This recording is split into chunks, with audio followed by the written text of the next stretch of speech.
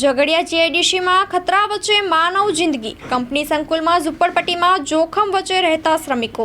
ભરૂચ જિલ્લાએ વિતેલા સમય દરમિયાન ઔદ્યોગિક ક્ષેત્રે મોટો વિકાસ કરતા જિલ્લો ઔદ્યોગિકરણની બાબતે રાજ્યમાં મોખરાનું સ્થાન મેળવવામાં સદભાગી બન્યો છે।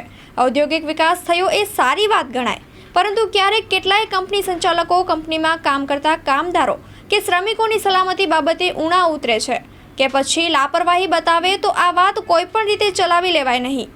કારણ કે ભરૂચ જિલ્લાના ઝઘડિયા સ્થિત જીઆઈડીસીમાં અવારનવાર બ્લાસ્ટ, આગની કે ગેસ લીકેજ જેવી દુર્ઘટનાઓ સર્જાતી હોય છે અને ભૂતકાળમાં આ પૈકી કેટલીક દુર્ઘટનાઓમાં મહામૂલી માનવ જિંદગીઓ પણ નંદવાઈ હતી। છતાં કેટલાક કંપની સંચાલકોને મન હજી જાણે કામદારો કે શ્રમિકોની જિંદગીનું કોઈ મહત્વ હોય એમ જણાતું જ નથી। જીઆઈડીસીની KLJ પેટ્રોલ પ્લાસ્ટ કંપનીમાં કંપની સંકુલમાં પતરાના આવાસો બનાવીને કામદારોને રાખવામાં આવતા હોવાનું જાણવા મળ્યું છે। ભૂતકાળમાં જીઆઈડીસીમાં સર્જાયેલ જીવલેણ દુર્ઘટનાઓ બાદ પણ હજુ કંપની સંચાલકો માનવ જિંદગીની સલામતી બાબતે સભાન નથી અથવા તો બેદરકારી બતાવી રહ્યા છે।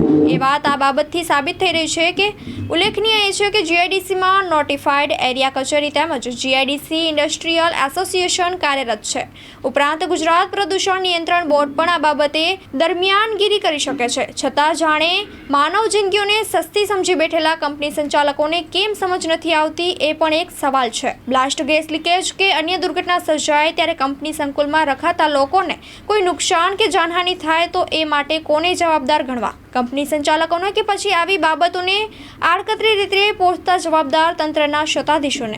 આ પ્રશ્ન તાકીદ જવાબ માંગે છે। વધુમાં મળતી વિગતો અનુસાર આ બાબતો પ્રત્યે જિલ્લા તેમજ રાજ્ય સ્તરે પણ રજૂઆત કરવામાં આવનાર છે।